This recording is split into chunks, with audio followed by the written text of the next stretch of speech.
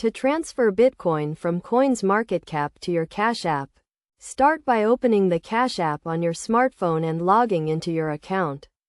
Click on the balance displayed at the bottom of your screen, which may also appear as a home icon, depending on the version of the Cash App you're using. Select the Bitcoin tile to view your Bitcoin balance in the Cash App. Scroll down to find the Bitcoin address option.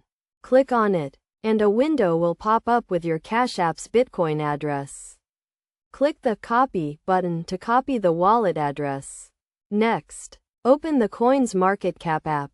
Click on the Portfolio section at the bottom of your screen, and view your portfolio, including connected crypto wallets and exchanges. Since there's no direct way to transfer Bitcoin from Coinmarketcap to the Cash App, you'll need to use a crypto wallet or exchange, such as Binance. Log into your Binance account, click on the Wallet section, and then select the Support option at the top of your screen. Use the search bar to search for BTC and click on it. Then, select the Send option and choose the crypto network. In the first field, paste the wallet address you copied from the Cash App earlier. Select your Bitcoin network, choosing either the default network or the Lightning Network.